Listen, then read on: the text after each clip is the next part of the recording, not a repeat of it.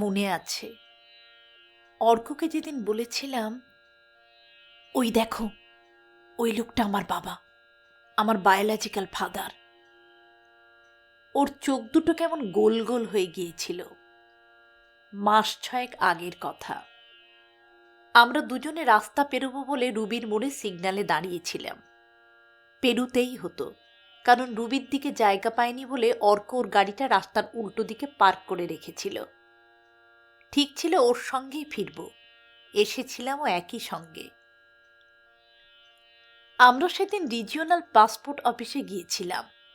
আমি না গেলেও পারতাম, কারণ আমার তো কোনো কাজ ছিল না, অর্করই পাসপোর্ট রিনিউ করানোর ছিল। কিন্তু ও বলল, অনেকক্ষণ সময় লাগে শুনেছি, একা একা বোর হব, চলো না আমার সঙ্গে।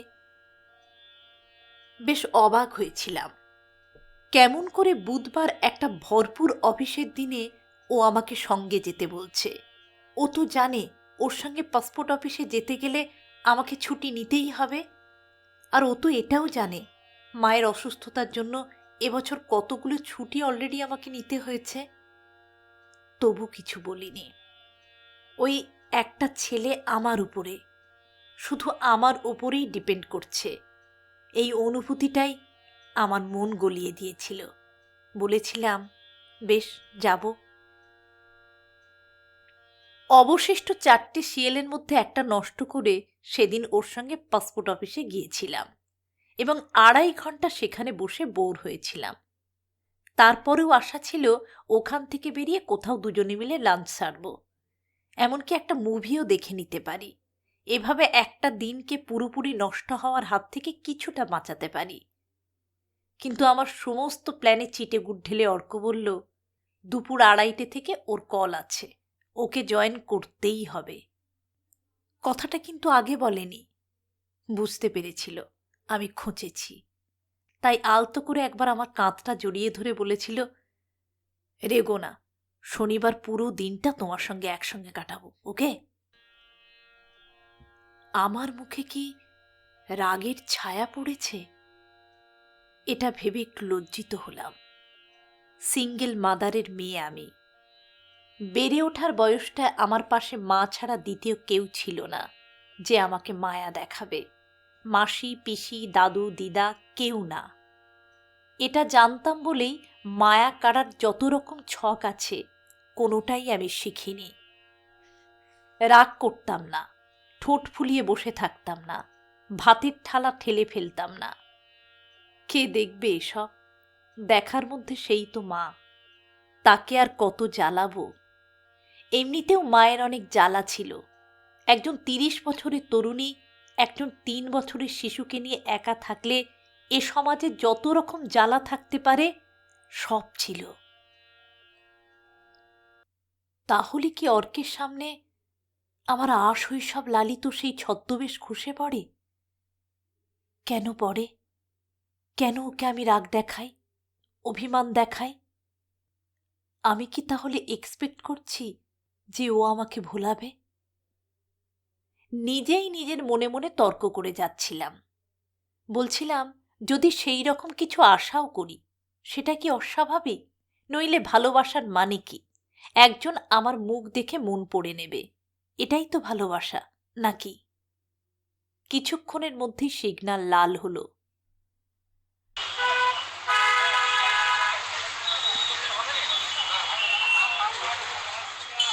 ফুটপাত থেকে রাস্তায় পা দিতেই দেখতে পেলাম সামনের গাড়িটায় ড্রাইভারের সিটে বসে আছেন মিস্টার শতপথী। গাড়ি চালাচ্ছেন। এসি চালাননি কেন কে জানে। জানালার কাজগুলো নামানো ছিল, সেই জন্যই ওকে দেখতে পেলাম। অর্ককে বললাম, ওই দেখো, ওই লোকটা আমার বাবা, আমার বায়োলজিক্যাল ফাদার। কই কই, কোথায়? ও উদ্গ্রীব হয়ে উঠল। বললাম, স্লেট কালারের বাকেট কার, নীল কারটার ঠিক পিছনে। অর্ক তীব্র কৌতূহলে ঘাড় ঘুরিয়ে ওকে দেখল কয়েকবার। গাড়িটা চলে যাওয়ার পর ও একটা ছোট্ট নিঃশ্বাস ফেলে বলল, he looks quite handsome Diya. Why? Aunty had to dump him. প্রতিটা শব্দ আমার কানে আগুনের হলকার মতো ঢুকে গেল। আমি অবাক হয়ে ওর মুখের দিকে তাকালাম। এই ছেলেটা, এই অর্কপ্রভ মিত্র, কম্পিউটার সায়েন্সে বিটেক, IIM ক্যালকাটা থেকে মাস্টার্স করেছে। ওর বাবা অনিলাভ মিত্রের নামের পিছনে অক্সফোর্ডের ডিগ্রি আছে। ভদ্রলোক ক্যালকাটা ইউনিভার্সিটির অধ্যাপক। ওর মা সাতসতী মিত্র, আবৃত্তিকার হিসেবে যথেষ্ট সুপ্রতিষ্ঠিত। অর্থাৎ সব মিলিয়ে ওদের পরিবারকে শিক্ষা এবং সংস্কৃতির পরাকাষ্ঠা ধরা যেতে পারে। তবু সেই পরিবারের ছেলেটি আমাকে প্রশ্ন করছে, তোমার মা একজন সুন্দর পুরুষকে পথে বসিয়েছিলেন কেন?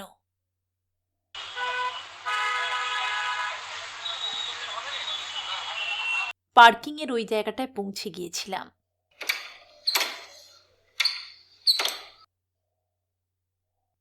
ও গাড়ির দরজা খুলে আমাকে ডাকলো, দিয়া ওঠো।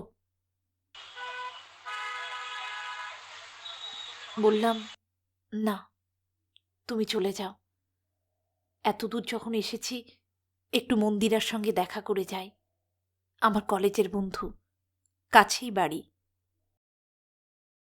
আশা করেছিলাম ও বুঝবে, বলবে, কি হলো, অত রেগে যাচ্ছিস কেন, ওকে লেটস টক। হুম, ও সব কিছুই বলল না। বলল, ওকে ওকে, সাবধানে যাস।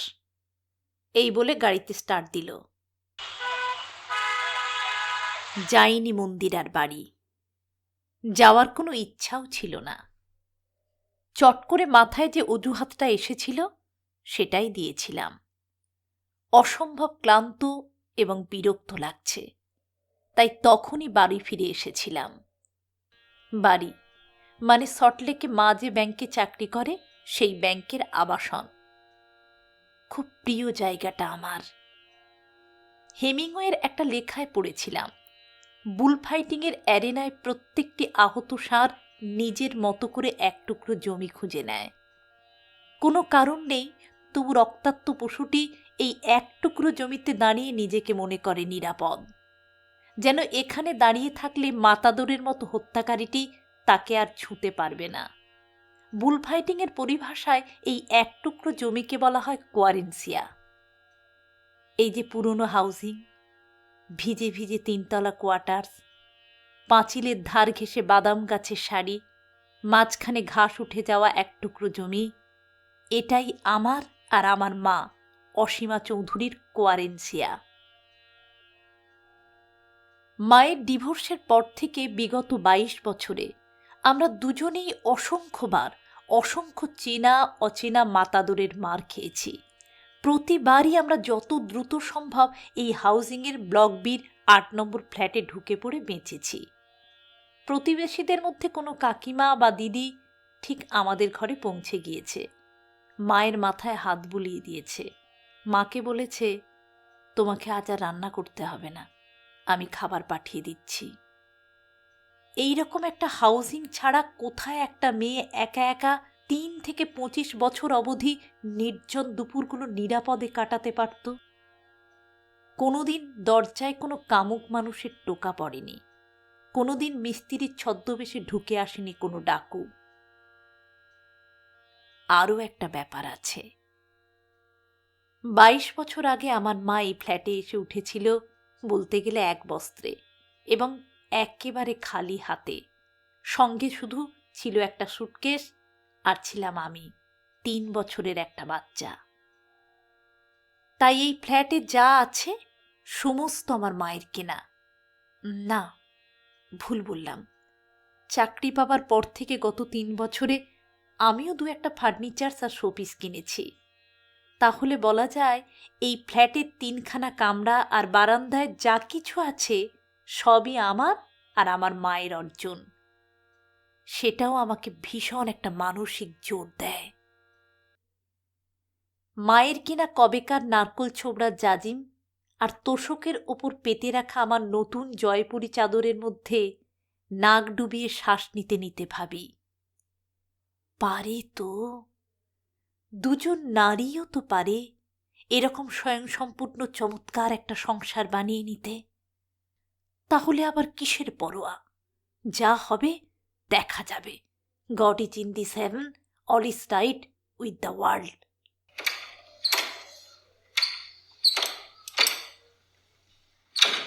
সেদিনে বাড়িতেই ফিরে এলাম। ফ্ল্যাটের ভেতরে পা রাখা মাত্রই মুডটা ভালো হতে শুরু করছিল।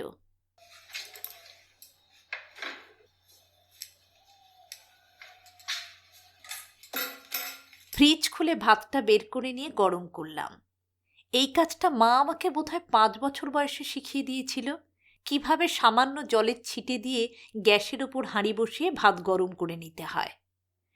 প্রতিবেশী জ্যাঠাইমা কাকিমা শুনে আঁতকে উঠত, বলতো, ও অসীমা, ওইটুকু মেয়ে যে এখনো ভালো করে তোমার গ্যাসের উনুনের নাগালই পায় না, কবে একটা অগ্নিকাণ্ড ঘটবে।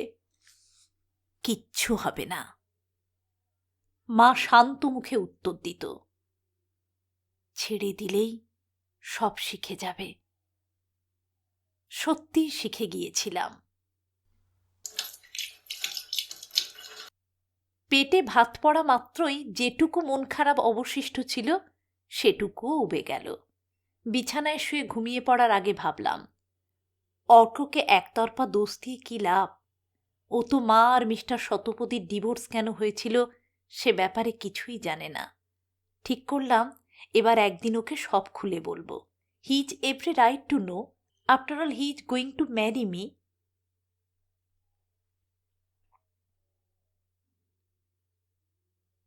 অর্কের সঙ্গে আবার দেখা হলো পাক্কা 9 দিন পরে। আমাদের দুটি সাক্ষাতের মাঝখানে এতটা গ্যাপ সাধারণত থাকে না। নির্লজ্জের মতো স্বীকার করি, আমি খুব বেশি দিন ওকে না দেখে থাকতে পারি না। ও আমার প্রথম প্রেমিক নিশ্চয়ই নয়, যেমন আমি ওর প্রথম প্রেমিকা নই, কিন্তু নিঃসন্দেহে ও আমার প্রথম পুরুষ। এর আগের প্রেমটা কিশোরীর কৌতূহলের মতো ছিল, দেখি তো একটু চুমু খেয়ে কেমন লাগে, এই টাইপের। কিন্তু গত 1 বছর ধরে অর্কের মধ্যে দিয়ে প্রথম একজন ম্যাচিওর পুরুষের সন্ধান পেয়েছি আমি। একজন পুরুষ যে আমার ভালো লাগা মন্দ লাগাগুলোর কথা জানবে, যে আমার মন খারাপ হলে বুঝতে পারবে, যে খোঁজ নেবে আমি খেয়েছি কিনা। ওর ওই কেয়ারিং নেচারটাই আমাকে প্রথম ওর দিকে টেনেছিল। না হলে আমাদের দুজনের মিলের চেয়ে অমিলটাই বেশি। আমি দেখেছি সাহিত্য, সিনেমা, সুর এগুলো অর্ককে তেমন টানে না, বা টানলেও যেগুলো খুব লাউড সেগুলো টানে। ল্যাড়েলাপ্পা গান, নাচ গানের সিনেমা, এইসব। উল্টো দিকে আমার টান নরম সুর আর ক্লাসিক্যাল সিনেমার দিকে। আমার একটু খরুচে স্বভাব আছে। শাড়ি, জামা, জুতো, ব্যাগ সবই একটু বেশি বেশি কিনি। ব্র্যান্ডেড ছাড়া কিনতে ভালো লাগে না। চাকরি পাবার পর থেকেই স্বভাবটা বেড়েছে। উল্টো দিকে ও আবার খুব মিতব্যয়ী। একদিন এই নিয়ে আমাকে যেন কি একটা বলতে যাচ্ছিল। আমি ওকে বলেছিলাম, দেখো, মেয়েরা না মন খারাপ হলে শপিং করে, এটা আমাদের ক্ষেত্রে একটা থেরাপি, এই নিয়ে কিছু বলতে এসো না প্লিজ। হালকা চালেই বলেছিলাম কথাটা, কিন্তু বোকাটা, ও তাই, আচ্ছা, সরি, আমি জানতাম না, এই সব বলে অধোবদন হয়ে পড়ল। তখন আমাকেই আবার চুলটুল ঘেঁটে দিতে হলো। ওকে 2-1 বার জিজ্ঞাসা করেছিলাম আমাকে কেন ওর ভালো লাগলো, কেন ভালোবাসলো আমাকে। ঠিক গুছিয়ে কোনো উত্তর দিতে পারিনি। জানি এর ডেফিনিট উত্তর দেওয়া খুব কঠিন। কেন যে অসংখ্য নারীর মধ্যে একজন নারীর জন্যেই ব্যাকুলতা জন্মায় তা কি কেউ স্পষ্টভাবে বলতে পারে? তার উপর অর্ক খুব একটা ভালো বাগ্মী নয়, কথার বদলে কাজেই ওর বেশি আগ্রহ। তবু আমরা একে অন্যকে চাইতাম। খুব কাছাকাছি থাকায় যে এত আনন্দ তা আমরা আগে কেউ বুঝতে পারিনি। তাছাড়া ছোটখাটো অমিল বাদ দিলে মূল জায়গাগুলোতেও মিল ছিল আমাদের প্রচুর। তাও আমাদের দেখা হতে 9 দিন লেগে গেল। সাধারণত শনিবার শনিবার আমরা দেখা করতাম, কারণ শনিবার আমাদের মিডিয়া হাউসে একটু আগে ছুটি হয়। অন্যান্য দিন তো রাত ৮টার আগে ঘাড় সোজা করতে পারি না। সেই যে বুধবার পাসপোর্ট অফিসের সামনে থেকে বিদায় নিয়েছিলাম, তারপর শনিবার ওকে ফোন করে বললাম, আসছো তো? ও বলল, না রে, আজ হবে না, ক্লায়েন্টসের মিটিং আছে। থাকতেই পারে। আমি ওকে সান্ত্বনা দিয়ে বললাম, ঠিক আছে, মন খারাপ করো না, পরের সপ্তাহে দেখা হবে, রাতে কথা হবে। রাতে তো কথা হতোই, প্রতি রাতেই অনেকক্ষণ হাবি জাবি বকতাম দুজনে। সেই রকমই কথা হচ্ছিল। সেটা বোধহয় ছিল আর এক বুধবার। ওর সঙ্গে কথা বলে ফোনটা রেখে দেওয়ার পর কি মনে হতে একবার ইনস্টাগ্রাম খুললাম। সাধারণত ওইসব সাইট আমি এড়িয়েই চলি, বড্ড সময় নষ্ট হয়। অত সময় কোথায় আমার? মাঝে মধ্যে খুলি, যেমন সেদিন রাতে খুলেছিলাম।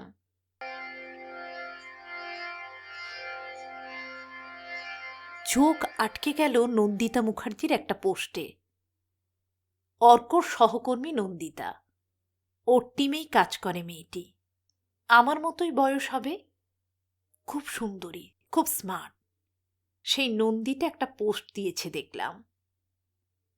ও নিজে, অর্ক, আরও ২জন ছেলে মেয়ে, ৪জন দক্ষিণ কলকাতার একটা রুপটপ রেস্তোরাঁয় খাবার আর ড্রিঙ্কস নিয়ে বসে আছে। নন্দিতা ছবিটার ক্যাপশনে যা লিখেছে তার থেকে বুঝলাম অর্ক বাদে যে ছেলেটি আছে তার বার্থডে সেলিব্রেট করছে ওরা। প্রথমে আমি অবাক হয়েছিলাম, তারপর আমার প্রচণ্ড রাগ হলো। এই কারণে রাগ নয় যে অর্ক নন্দিতার পাশে হাসি হাসি মুখে বসে আছে। আমি অতটা অনাধুনিক নেই যে নিজের ফিয়ন্সকে অন্য মেয়ের পাশে দেখে রাগ করব। ওয়ার্কপ্লেসে অজস্র মেয়েদের সঙ্গে যোগাযোগ রেখে চলতে হয়। তাদের মধ্যে অনেকে বন্ধু, অনেকে খুব ভালো বন্ধু, অনেকে শুধুই বন্ধু। ছেলে আর মেয়েতে কি বন্ধুত্ব হয় না? আমারও তো ২-৪জন ছেলে বন্ধু আছে, কেউ ছোটবেলা স্কুলের বন্ধু, কেউ কলেজের, কেউ অফিসের। আমি আর অর্ক দুজনেই দুজনের বন্ধুদের ভালোভাবে চিনি, কথাবার্তাও হয় আমাদের মধ্যে। এই নন্দিতার সঙ্গে একদিন একবার দেখা হয়েছিল, অর্কই তখন ওর সঙ্গে আমায় আলাপ করিয়ে দিয়েছিল। আমার রাগের কারণ হল নন্দিতার ওই পোস্টার তারিখ শনিবারের, যে শনিবার ক্লায়েন্টসের মিটিং আছে বলে অর্ক আমার সঙ্গে দেখা করেনি। পোস্টের সময়টা দেখলাম, সন্ধে 6:30, যে সময়টা সাধারণত আমি আর অর্ক দেখা করি।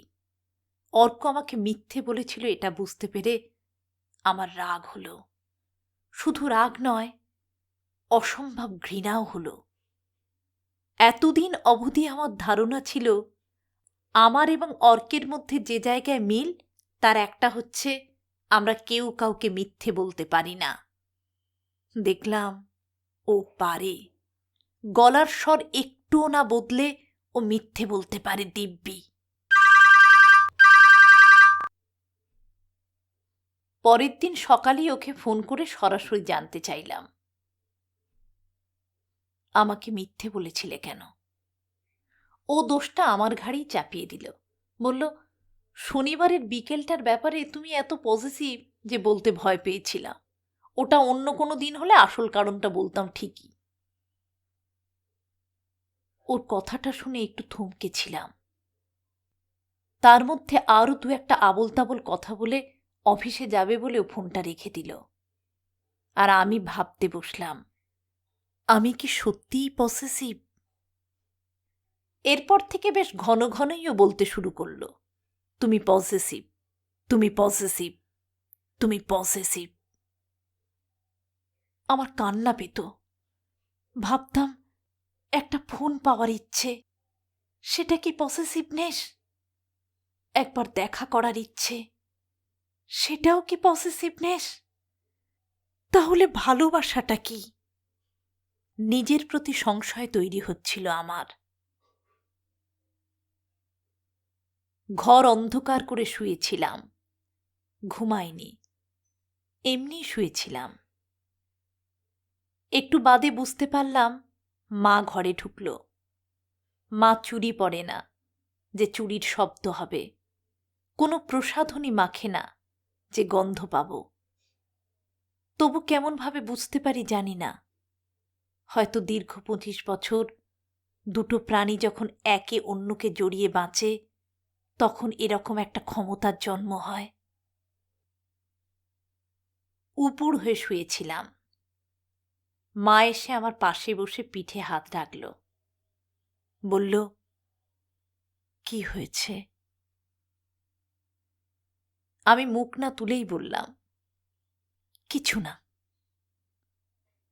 কিছু না বললেই হবে? অর্কর সঙ্গে ঝগড়া করেছিস? ঝগড়া করব কেন? আমরা কি বাচ্চা ছেলে মেয়ে? মা কিছুক্ষণ চুপ করে বসে রইল, তারপর বলল, দিয়া, একটা কথা বলি শোন, নিজের আত্মাকে যেন খইয়ে ফেলিস না।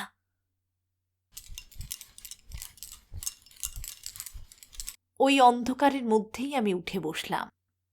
মা নিশ্চয় আমার দৃষ্টির মধ্যে যে অপার বিস্ময় ফুটে উঠেছিল তা চোখে দেখতে পেল না, কিন্তু সত্যি আমি চূড়ান্ত অবাক হয়েছিলাম, কারণ গত কিছুদিন ধরে আমি সত্যিই কিছু করছিলাম না, শুধুই নিজের আত্মাকে খইয়ে ফেলছিলাম।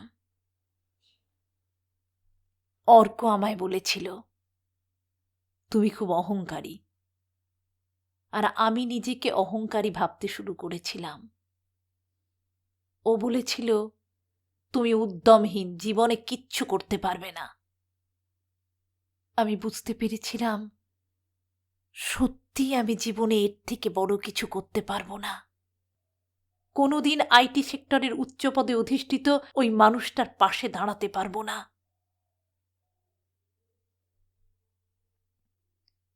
অথচ ওকে ছাড়তেও পারবো না, কারণ ওকে ছেড়ে গেলে আমার দিন রাত্রিগুলো এক বিশাল অতল শূন্যতার বুকে হারিয়ে যাবে। আমি সেখান থেকে নামতে পারবো না। এতবত আমাকে অর্কের কাছে ভিখারির মতো দাঁড়াতে হবে, বলতে হবে, জানি আমি তোমার যোগ্য নই, তবু তুমি আমাকে ছেড়ে যেও না।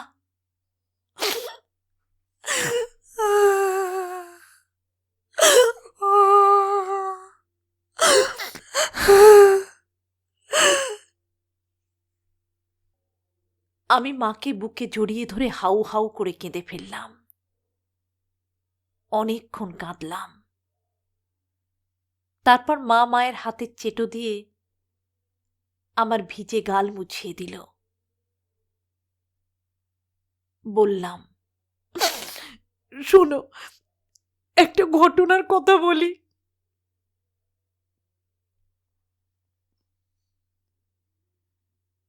আজ অর্ককে প্রশ্ন করেছিলাম, সেদিন বন্ধুদের সঙ্গে হায়াতে গিয়েছিলে? অর্ক বলল, হ্যাঁ, দেখেছ তো, ইনস্টায় পোস্ট করেছি। ও কয়েকদিন আগে একটা এসইউভি কিনেছে, নিজেই ড্রাইভ করছিল। আজ শনিবার নয়, তবুও এমনভাবে ডাকল যে আসতে বাধ্য হলাম। ও বলেছিল মন কেমন করছে। মনে মনে হেসেছিলাম, বুঝেছিলাম ও মিথ্যা বলছে। মন কেমন নয়, ও অসুরক্ষিত বোধ করছে। যে দিয়া মুখার্জি ওর হাতের পুতুল ছিল, যে ওকে 1 সপ্তাহ দেখতে না পেলে অস্থির হয়ে উঠত, সে কেন এভাবে দূরত্ব বাড়িয়ে দিল? এতে ওর পৌরস আহত হচ্ছিল। সেজন্যই আজ মন খারাপের নাম করে আমাকে ডেকেছিল। খুব বেশিক্ষণ অভিনয়টা চালিয়ে যেতেও পারিনি। আমরা তখন মিলেনিয়াম পার্কের সামনে দিয়ে যাচ্ছিলাম। ও বলল, ছেলেদের সঙ্গে এত বেশি মেশো কেন? আমি বললাম, কি হয়েছে তাতে? তুমিও তো। ও দাঁতে দাঁত চেপে বলল,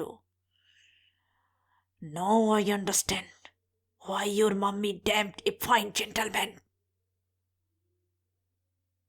It is in your blood.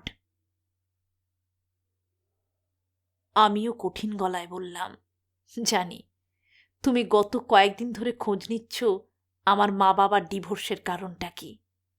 আমার বিয়ের আগে জানতে চাইছো আমার মায়ের চরিত্র, তাই তো?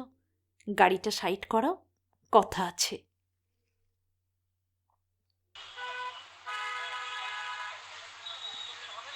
এক কথায় ও গাড়ি দাঁড় করিয়ে দিল।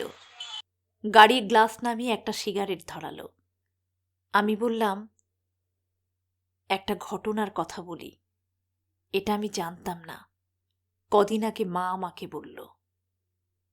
শোনো, ওই যে ফাইন জেন্টলম্যান মিস্টার শতপথী, তিনি তোমার চেয়েও পণ্ডিত, তোমার চেয়েও ওয়েল প্লেসড। খড়গপুর আইআইটি থেকে ডক্টরেট করেছিলেন বলে শুনেছি। একদিন তাঁর স্ত্রী, মানে আমার মা, রিকশায় করে বাড়ি ফিরে এসে দেখেন তার পার্শ্বে রিকশা ভাড়া দেওয়ার মতো খুচরো টাকা নেই। তিনি কলিং বেল বাজিয়ে মিস্টার শতপথীকে ডেকে বলেন কিছু টাকা যেন তিনি ওপর থেকে নিয়ে নিচে নামেন। শতপথী কি করেন জানো? তিনি দোতলার বারান্দা থেকে এক মুঠো খুচরো পয়সা মায়ের সামনে ছুঁড়ে দিয়ে বলেন, ওগুলো কুড়িয়ে নে।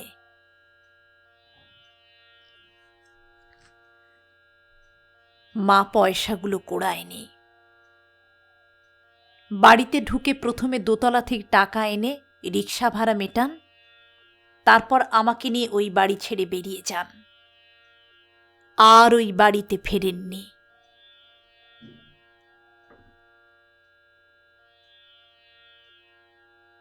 শোনো অর্ক, তোমাকে ছেড়ে যেতে আমার খুব কষ্ট হবে। আমার মায়েরও হয়েছিল। আমি অনেক দিন অবধি মাকে লুকিয়ে লুকিয়ে চোখের জল ফেলতে দেখেছি। কিন্তু তার চেয়েও বড় কিছু আছে যার জন্য কষ্টটা করা যায়। তার নাম আত্মা। সেটাকে খইয়ে ফেলা যায় না। অর্কর পাশ থেকে নেমে আমি রাস্তা পার হয়ে উল্টো দিকে গিয়ে দাঁড়ালাম।